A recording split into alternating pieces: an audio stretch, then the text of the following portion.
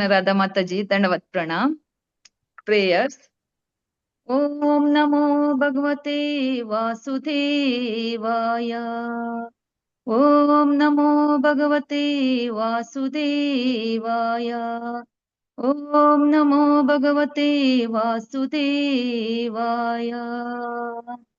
नारायणं नमस्कृत्य नरं चैव नरोत्तमम् देवीं सरस्वतीं व्यासं ततो जयामुदीरयेत्। नष्टप्रायेषु भद्रेषु नित्यं भागवत सेवया भगवदुत्तमं श्लोके भक्तिर्भवति नौष्टकी। कृष्णाय वासुदेवाय देवकी नन्दनाय च नन्दगोपकुमाराय गोविन्दाय नमो नमः। गोविन्दाय नमो नमः। गोविन्दाय नमो नमः। हरे कृष्ण। हरे कृष्णा माता जी, दंडवत प्रणाम। Thank you for the prayers. Hare Krishna, आप सबको दंडवत प्रणाम।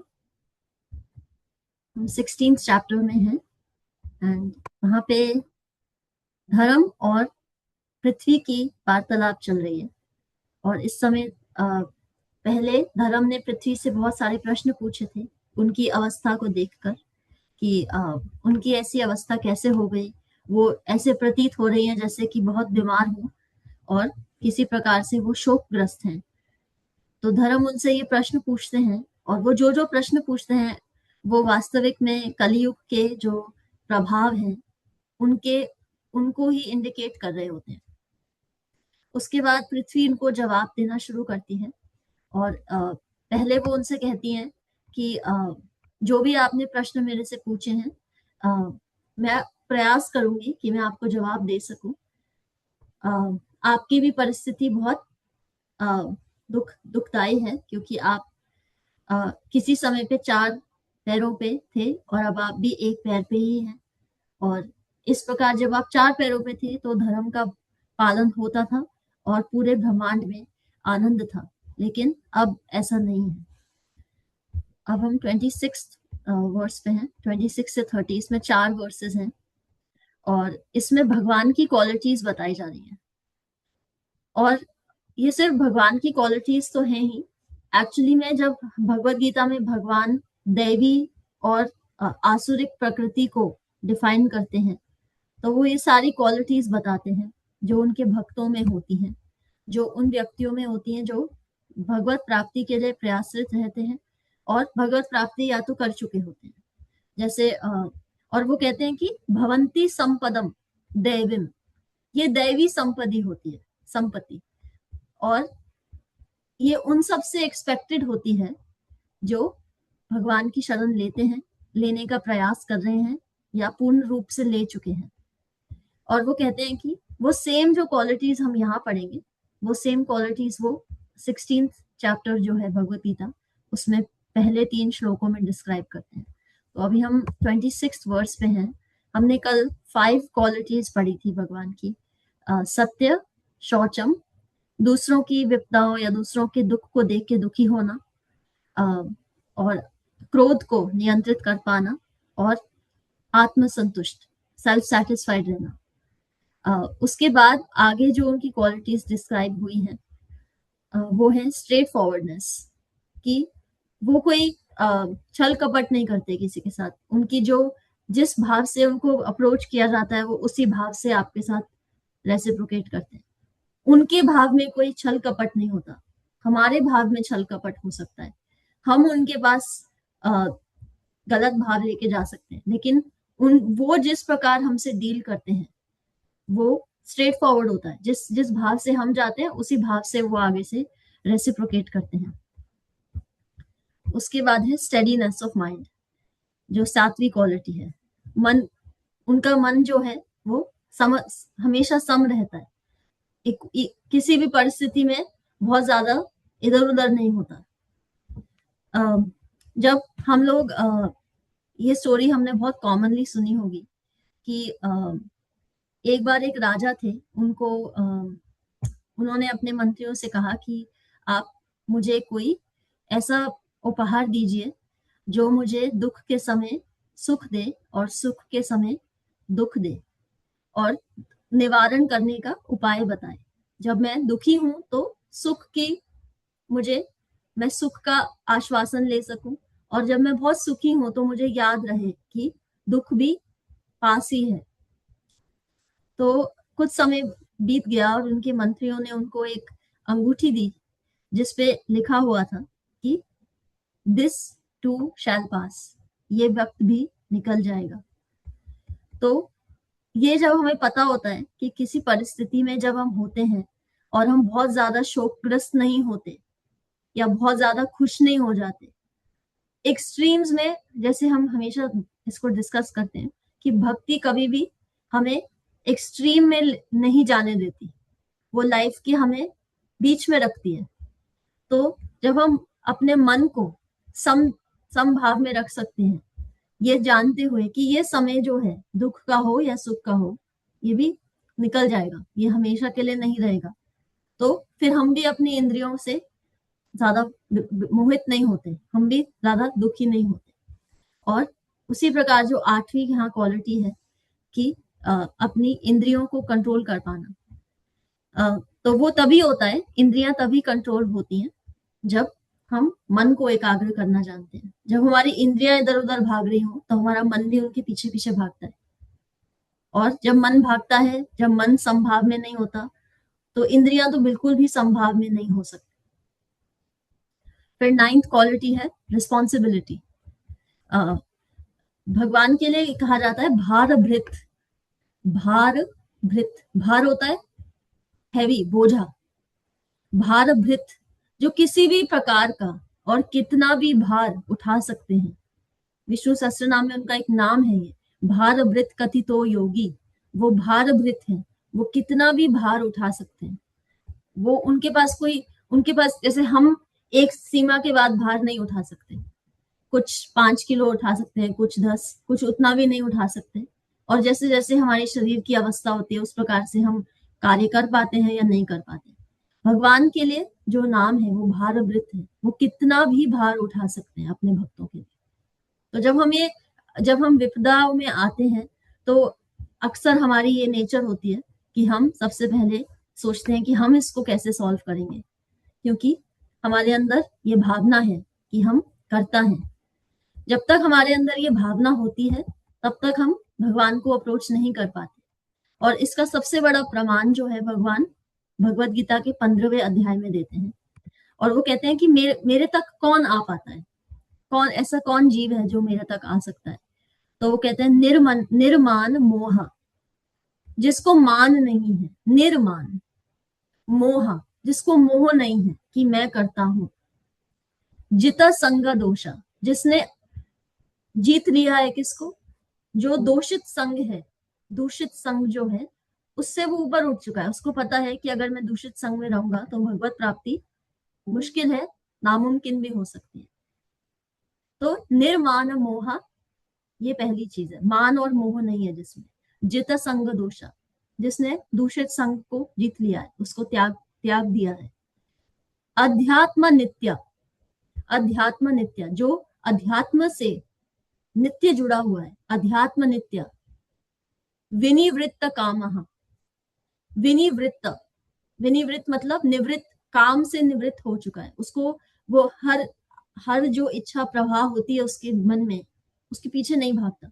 तो निर्मान मोह, मान और मोह से वो कम हो चुका है बिल्कुल।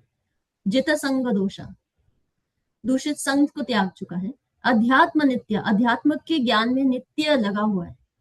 विनिवृत्त काम, जब हम अध्यात्म के ज्ञान में लगते हैं तो डिटैचमेंट जो है, वैराग्य अपने आप उत्पन्न होता है। वासुदेव भगवती भक्ति योगा प्रयोजिता, भक्ति योग से ही वैराग्य आता है। तो जितना हम अध्यात्म को पढ़ते हैं भक्ति योग उतना ही बढ़ता है।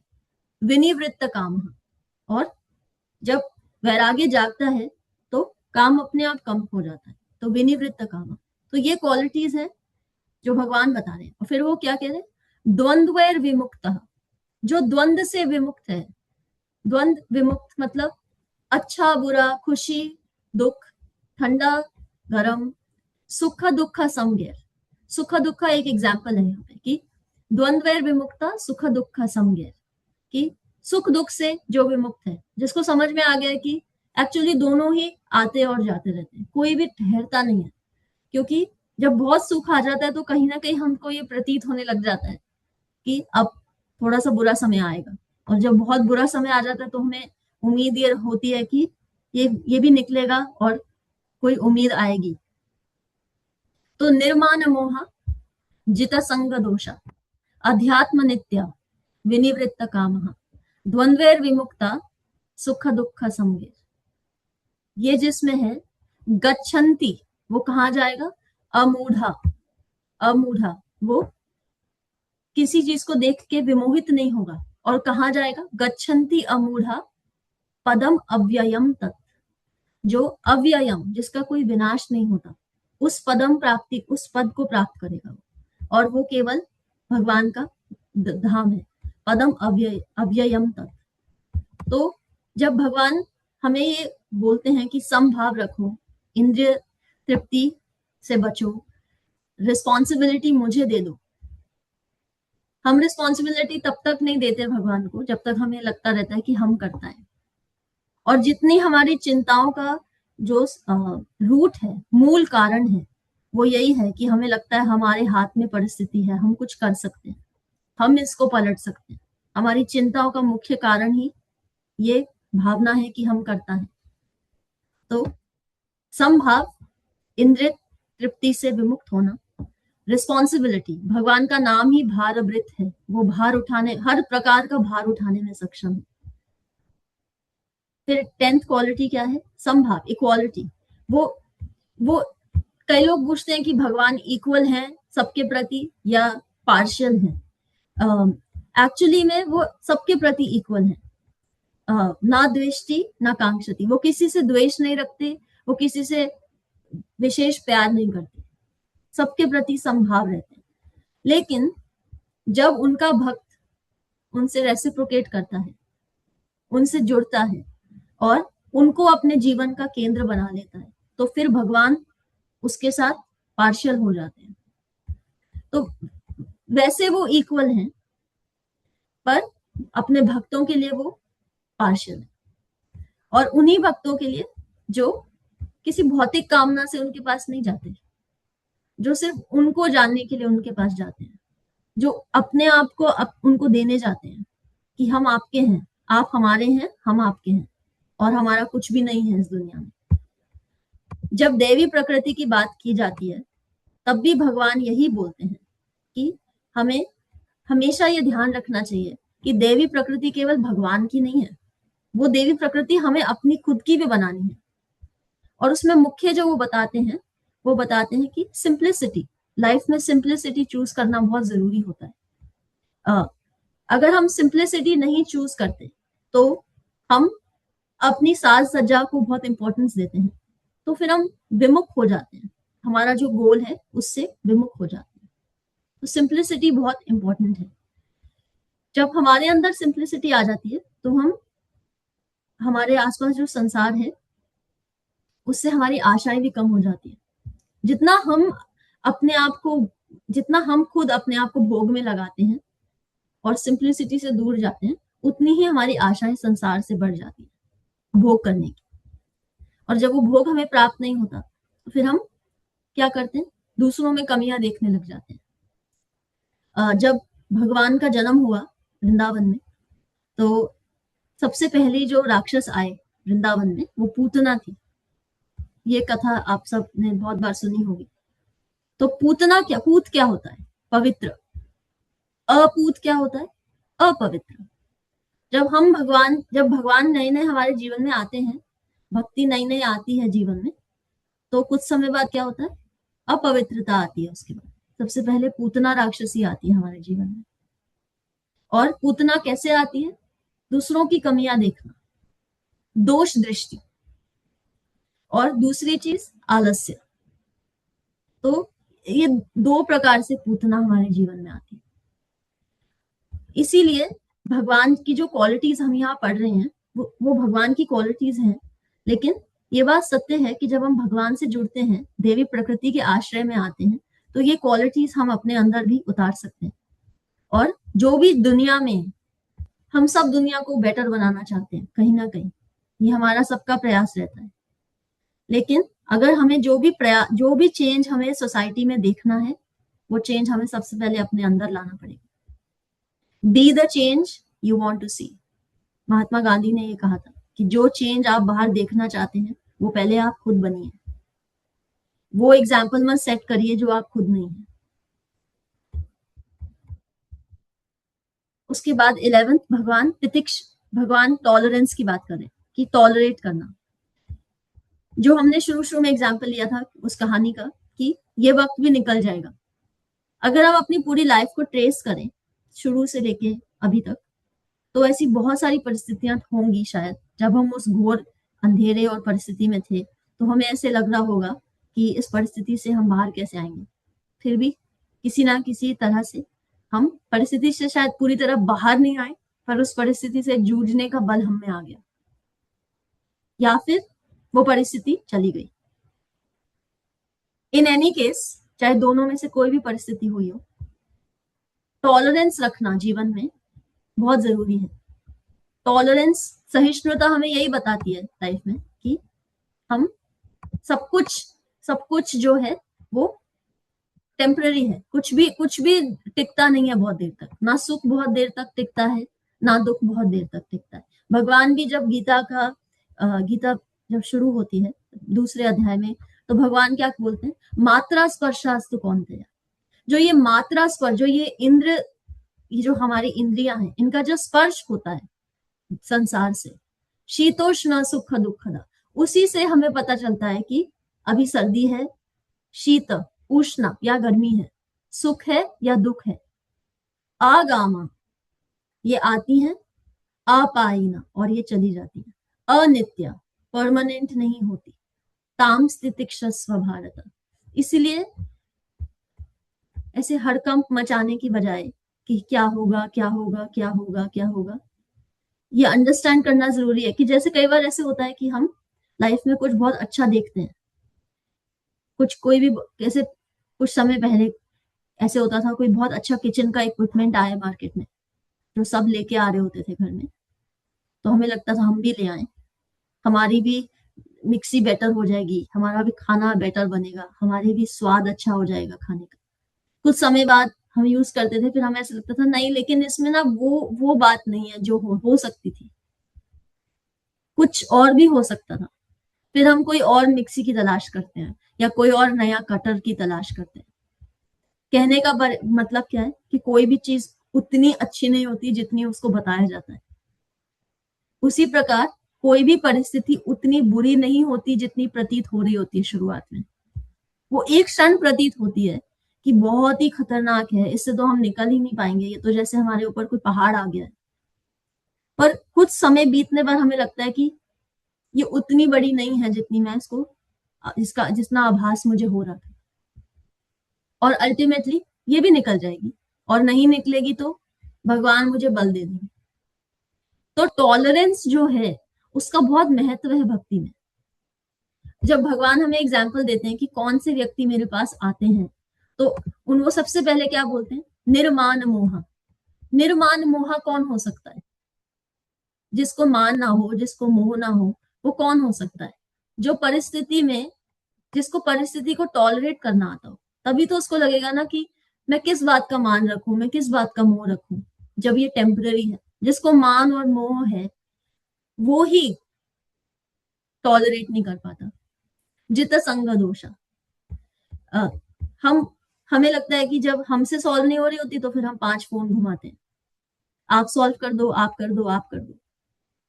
वो भी नहीं कर पाते तो फिर हमें लगता है ये किसी काम की नहीं है। जो काम का व्यक्ति है उसके पास नहीं जाते हम, जो क्योंकि हमारी इंद्रियां हमें भगा रही होती है। ज्यादा से ज्यादा समय हम अपनी इंद्रियों के वश में होते हैं। तो यहाँ पे भगवान टॉलरेंस पे बहुत इंपॉर्टेंस देते हैं। फिर वो एक 12वीं क्वालिटी है समभाव, जैसे मन को उन्होंने 7वीं क्वालिटी में बताया। फेथफुलनेस 13, विश्वास रख पाना। भक्ति में हमें सबको ये मालूम है एक्सपीरियंस से और अंडरस्टैंडिंग से कि विश्वास बहुत ही इंपॉर्टेंट है। भगवान से हम कई बार बोलते हैं काल कर्म का प्रभाव है, ये समय ऐसा चल रहा है हमारा, लेकिन काल भी भगवान का ही रूप है, पर काल से ऊपर भगवान है। तो भगवान की जहां जहां भगवान है तो काल से तो ऊपर है वो, लेकिन कुछ परिस्थितियों में भगवान से ऊपर भी कुछ होता है, और वो क्या होता है? अविश्वास। जब हम अपने अविश्वास को इतना बढ़ा लेते हैं तो वो भगवान से भी ऊपर हो जाता है। भगवान भी फिर डायरेक्टली हमसे बात नहीं करते।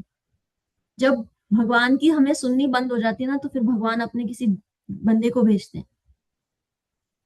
जैसे महाराज युधिष्ठिर हैं, जब भगवान द्वारका के लिए प्रस्थान कर रहे थे, कुंती महारानी उनको रोकती हैं, फिर उत्तरा रोकती हैं, फिर महाराज युधिष्ठिर बहुत शोक मना रहे होते हैं कि अब तो ये युद्ध हो गया, इतने सारे लोग मर गए, मैं तो नरक में जाऊंगा, मेरे को ऐसा नहीं करना चाहिए था। तो भगवान ये बोलते हैं हमसे, भगवान उस समय ये सोच रहे होते हैं कि मैं तुम्हारा सारथी बन के तुम्हारे साथ चला, और तुम्हें अब ये अविश्वास हो गया कि तुम नरक में चले जाओगे, तो अब तुम मेरी नहीं, अब तुम भीष्म पितामह से सुनो। तो वो भीष्म स्तुति, उनको तब भीष्म स्तुति गाई जाती है, भीष्म पितामह उनको ज्ञान देते हैं कि राज्य का कैसे चलाना चाहिए। तो भगवान से ऊपर केवल एक चीज होती है, अविश्वास। जब हम भगवान पे विश्वास छोड़ देते हैं, फिर हम ही अविश्वास को जन्म देते हैं, और हम ही अविश्वास के प्रतिनिधि बन जाते हैं अपने जीवन। और जब ऐसा होता है तब भक्ति बहुत ही बुरी तरह से कम होती है। उसके बाद ज्ञान, भगवान स्वयं ज्ञान स्वरूप हैं। जितना भगवान जब बोलते हैं कि वेदों में जितना ज्ञान है वो मैं हूं, और वेदों को जानने का लक्ष्य क्या है, वो मैं हूं। फिर 15वां है कि जो हमारी इंद्रियां हैं उनसे उनको भोगना नहीं। जैसे कि हमने बात करी कि कौन सा व्यक्ति वहां वैकुंठ को प्राप्त करता है, द्वंद्वैर विमुक्ता, जो द्वंद्व से विमुक्त है, जिसको पता है कि ये सब टेम्पररी है, तो इसी प्रकार वो अपनी इंद्रियों को कंट्रोल में कर पाता है। लीडरशिप, अगर हम भगवान को स्टडी करें, भगवान के कैरेक्टर को स्टडी करें, तो भगवान ने हर प्रकार से पांडवों के साथ लीडरशिप रखी। जब उनको जब युद्ध होने से पहले वो चाहते थे कि संधि हो जाए, तब कौरव माने नहीं, लेकिन भगवान ने तब भी पांडवों के प्रतिनिधि बन के वो वहां उनसे संधि करने गए। जब जब पांडवों की ऐसी परिस्थिति हुई कि उनको कोई बहुत ही इंपॉर्टेंट डिसीजन लेना था, या वो बहुत ही दुखदायी परिस्थिति में थे, तब तब भगवान ने उनको अपनी लीडरशिप से सपोर्ट दिया। नेक्स्ट जो क्वालिटीज हैं 17th और 18th और 19th, ये तीनों एक्चुअली एक ही कैटेगरी में आती है। सबसे इंपॉर्टेंट बात क्या है कि भगवान के लिए कुछ भी पॉसिबल करना मुश्किल नहीं, कुछ भी। जब द्रौपदी चीरहरण होता है तो भगवान वहां प्रेजेंट नहीं होते और वस्त्र बन के आ जाते हैं, वसंत भयो श्याम, वसंत वस्त्र बन के श्याम आ जाते हैं। तो भगवान के लिए कुछ भी करना इम्पॉसिबल नहीं है। इम्पॉसिबल जो शब्द है वो भक्तों की डिक्शनरी में नहीं होना चाहिए। अगर आपकी डिक्शनरी में इम्पॉसिबल शब्द है तो फिर अभी हमारी भक्ति को थोड़ा और प्रयास लगेगा। भगवान के लिए कुछ भी इम्पॉसिबल नहीं है। अब इसका मतलब ये नहीं है हम कोई ऐसा अनरियलिस्टिक ऐसे सपना देख लें कि हम तो मंगल ग्रह पे जाएंगे, भगवान अब आप ये पॉसिबल कर दो। वो उसकी बात नहीं हो रही है यहाँ पे। किसी भी परिस्थिति में हम होते हैं, जब हमें ये डाउट हो रहा होता है कि इस परिस्थिति से हम कैसे आएंगे, या भगवान हमारे साथ है या नहीं, हमें ये तब याद रखना चाहिए कि भगवान के लिए सब कुछ पॉसिबल है, उनके लिए कुछ भी ऐसा नहीं है जो पॉसिबल नहीं है। भगवत गीता जो 7वां अध्याय है, जब भगवान प्रकृति को डिस्क्राइब कर रहे होते हैं तो वो क्या बोलते हैं, अहम वर्षम, मैं वर्षा लाता हूं, मैं अग्नि लाता हूँ, गर्मी लाता हूँ। तो भगवान के कंट्रोल में सब कुछ है, कुछ भी ऐसा नहीं है जो उनके कंट्रोल में नहीं है। फिर जो क्वालिटीज हैं कि 20th माता जी आप 20th से 24th क्वालिटी पढ़ दीजिए प्लीज।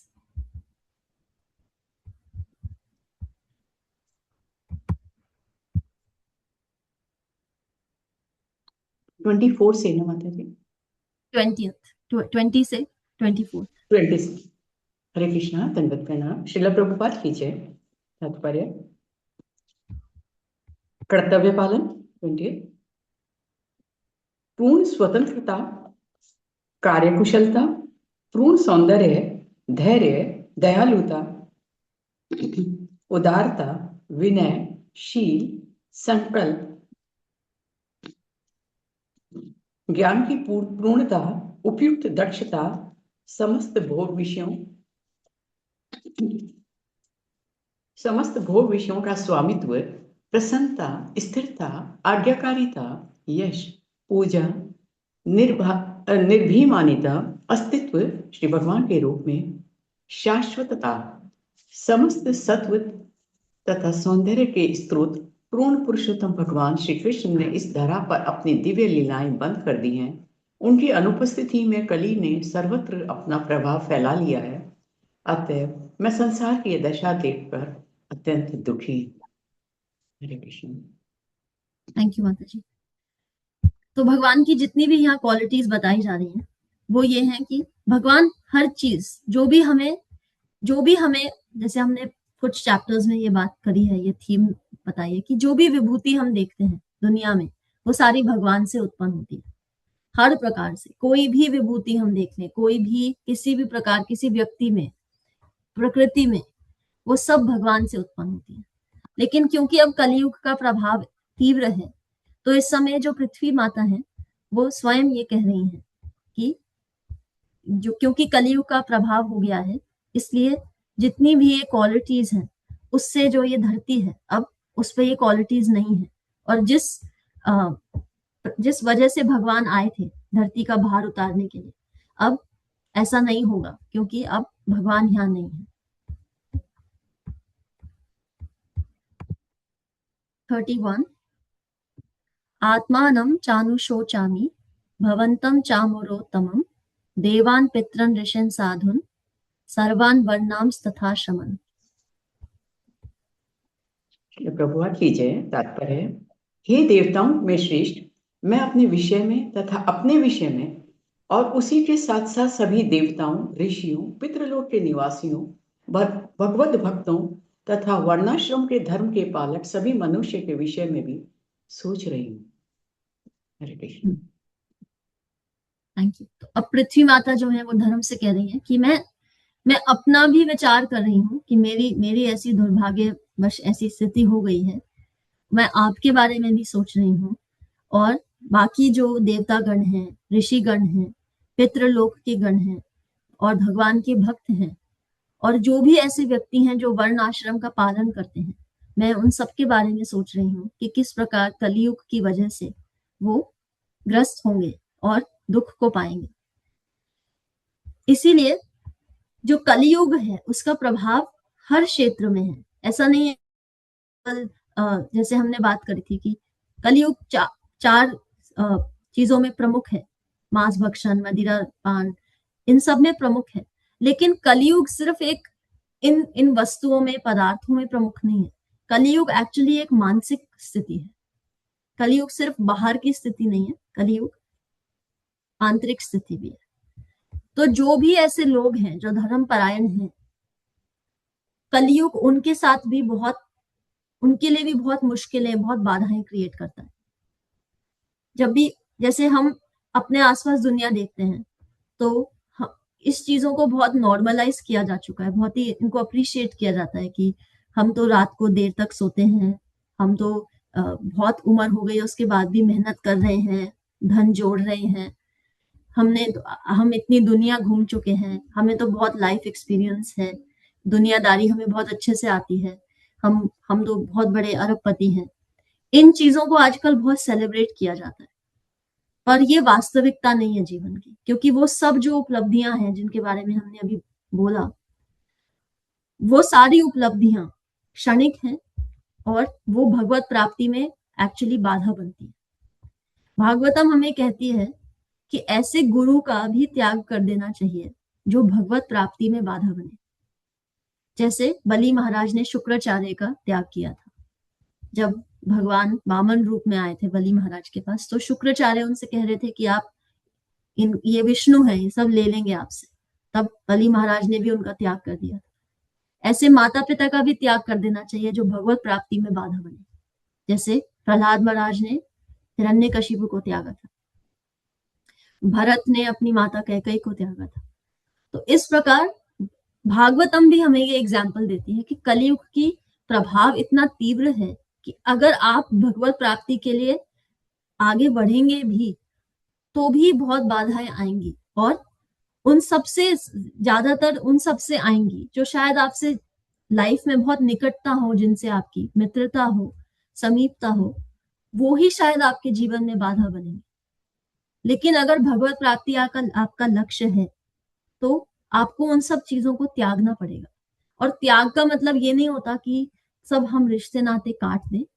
त्याग मतलब ये होता है कि जो व्यक्ति या वस्तु या पदार्थ भगवत प्राप्ति के लिए बाधा बने, एक तो ये समझ जाना कि ये बाधा है, और फिर उसको दोष दृष्टि से नहीं देखना कि ये तो बाधा है, इनका तो विचारधारा ऐसा है, ये तो हमारे लिए अच्छे नहीं है। जब ये प्रतीत होता है कि ये अच्छा नहीं है व्यक्ति या वस्तु या पदार्थ, तो बस उससे निकटता नहीं रखना और मन से उसको त्याग देना। शायद शरीर से निकटता से हम नहीं त्याग सकते, मन से ये समझ लेना कि ये मेरे भगवत प्राप्ति के बीच में आ रहे हैं, तो मैं इनसे मन की निकटता नहीं रख सकती। तो कलयुग में उन लोगों के लिए भी बहुत मुश्किल है जो वर्ण आश्रम का पालन करते हैं, जो भक्त हैं, जो पितृलोक गण हैं, मुनिगण हैं, देवतागण हैं। उन सबके लिए कलयुग बहुत ही दुखदाई है। और जो पृथ्वी माता है वो यही कह रही है कि भगवान भी चले गए हैं अब, और अब जो लोग बचे हैं जो धर्म परायण हैं, मैं उनके लिए भी बहुत चिंतित हूँ। हम यहाँ स्टॉप करेंगे, जो नेक्स्ट वर्स है वो थोड़ी लंबी है। सो थैंक यू तारा माता जी। हरे कृष्णा। आप सबको दंडवत प्रणाम। आपके कोई प्रश्न है?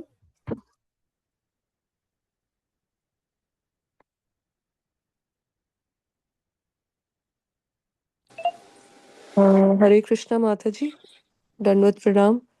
मुझे एक पूछना था क्वेश्चन। जैसे आपने कहा कि आपको अगर कोई भी लगे कि आपके सर्कल में जो भगवत प्राप्ति में बाधा करते हैं, तो ये हमारे नियर एंड डियर वंस भी हो सकते हैं जो इस भक्ति उसमें नहीं है, तो फिर हम इस कंडीशन में क्या कर सकते हैं?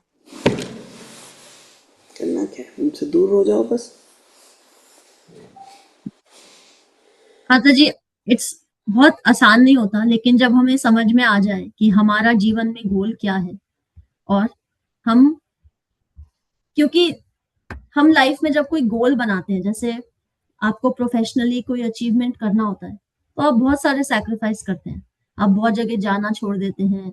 आपका कोई लॉन्ग टर्म किसी से कमिटमेंट हो, तो आपको बहुत सारे त्याग करने पड़ते हैं उसको प्राप्त करने के लिए। कुछ भी जीवन में हमें प्राप्त करना है तो उसके लिए हमें सैक्रिफाइस करना पड़ता है। अल्टीमेटली हमारा गोल क्या है? भगवान को प्राप्त करना।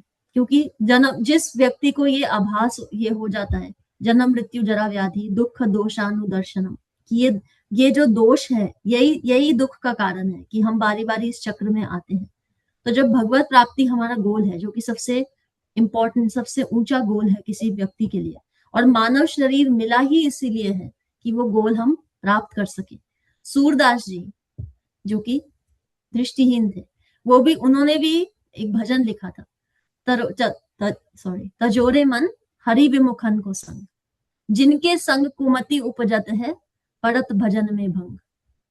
जो भी आपके भजन में बाधा बनेंगे, वो आपकी बाधा कैसे बनेंगे? वो आपके अंदर कुमति लेके आएंगे। जिन जगहों को आप या जिन चीजों को आप नॉर्मली अवॉइड करते हो क्योंकि आप भक्त हो, उनकी प्रेजेंस में वही चीजें आपका करने का मन करेगा। उन्हीं जगहों पे जाने का मन करेगा जहां पे आप अदरवाइज नहीं जाओगे। वो खाद्य पदार्थ खाने का मन करेगा जो आप अदरवाइज नहीं खाओगे। तो जो व्यक्ति आपकी मति के साथ खेल सकता है, जो आपके मन को भ्रमित कर सकता है, वो आपके लिए अच्छा कैसे हो सकता है? और जो आपके मन भ्रमित कर सकता है वो आपका सगा नहीं है एक्चुअली में, वो माता आपका जी सगा आपका रिलेटिव है क्लोज, आपके फादर है, आपके मदर है, आपके सिस्टर है, आपका ब्रदर है, आपके हस्बैंड है, आपके बच्चे हैं, तो आप कैसे करोगे दूर उनको? पॉसिबल ही नहीं लगता।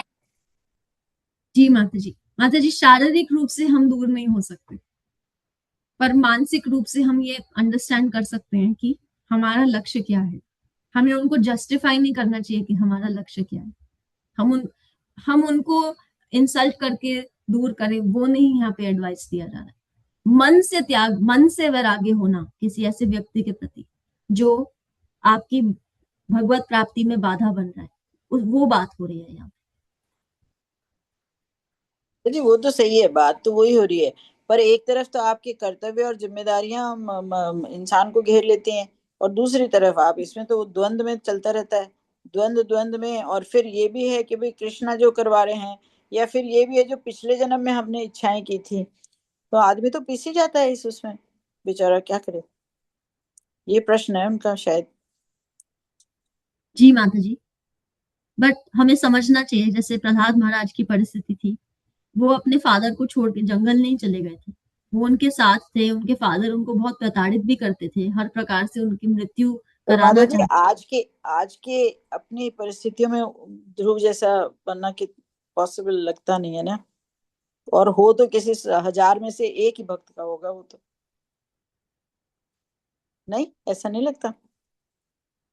माता यहाँ जी मतलब बोलने को बोलते हैं पर प्रैक्टिकल उसमें तो नहीं कर पाता आदमी।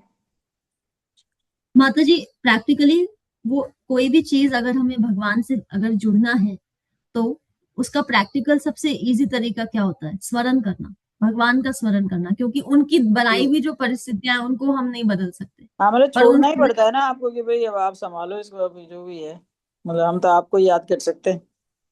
जी जी, उनका स्मरण कर सकते हैं, उनसे बल मांग सकते हैं, और वो किस प्रकार हमारे जीवन में क्योंकि फिर। आप अपने इतने क्लोज लोगों के तो आपकी जिम्मेदारियां भी बहुत होती हैं उनके प्रति, तो आप अगर मन से विमुख कर देते हो तो one fine day you ignore your duties, तो वो भी नहीं कर सकते आप।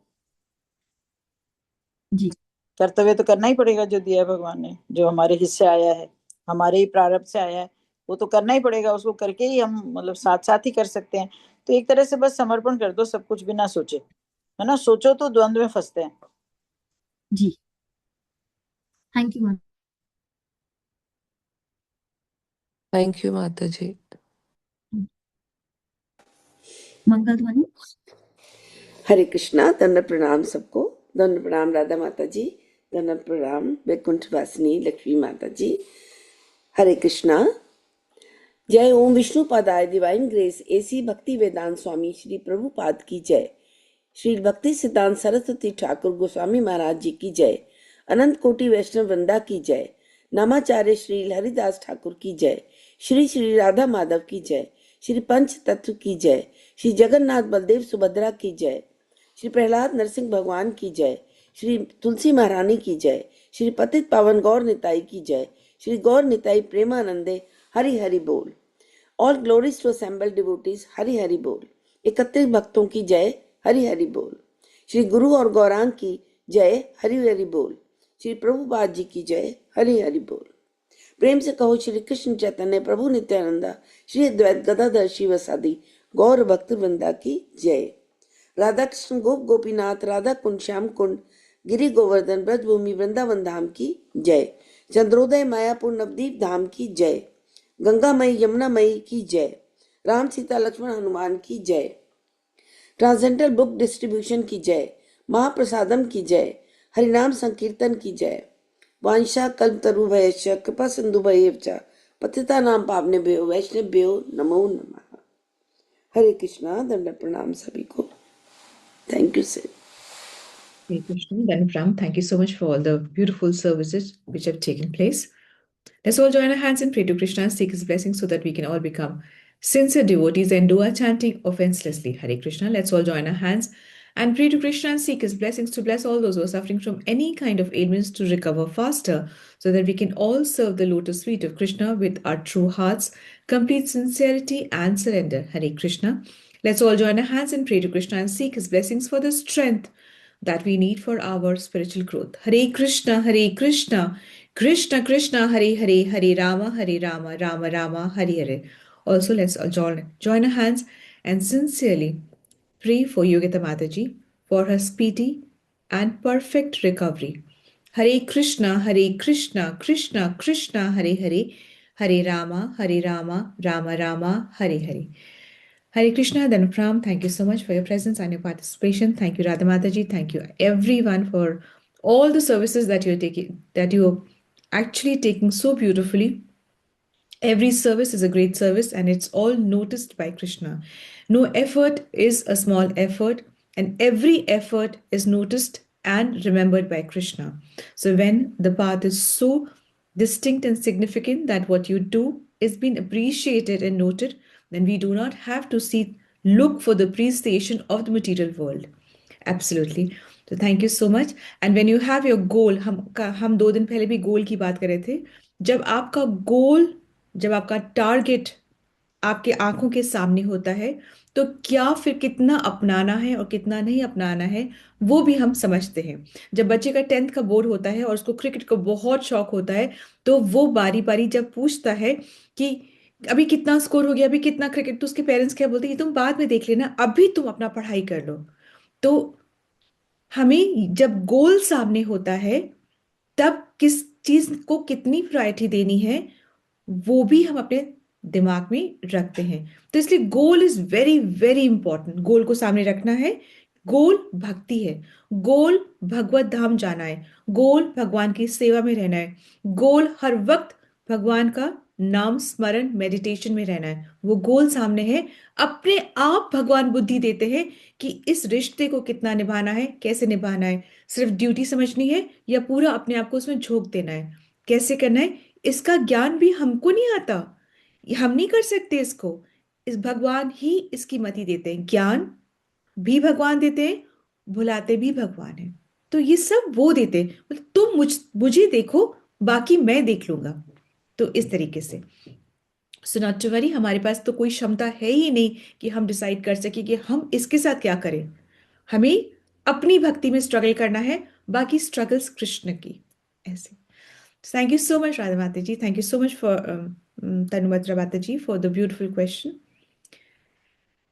हरे कृष्णा माता जी. माता जी, आज मेरे सारे बच्चे ट्रैवल कर रहे हैं, तो एक विनती है सबसे कि Sure.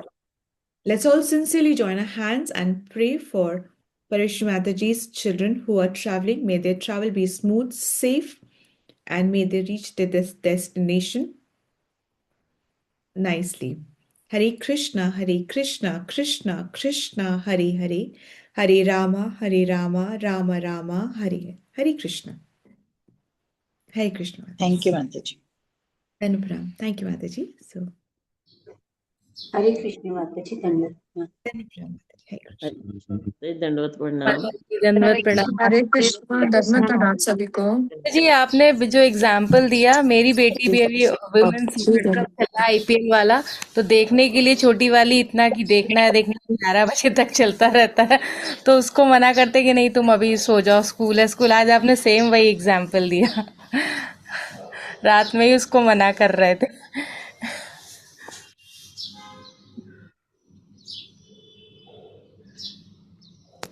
कृष्ण. धन्यवाद प्रणाम आप सबको. हरे कृष्णा माता जी. दंड प्रणाम सब.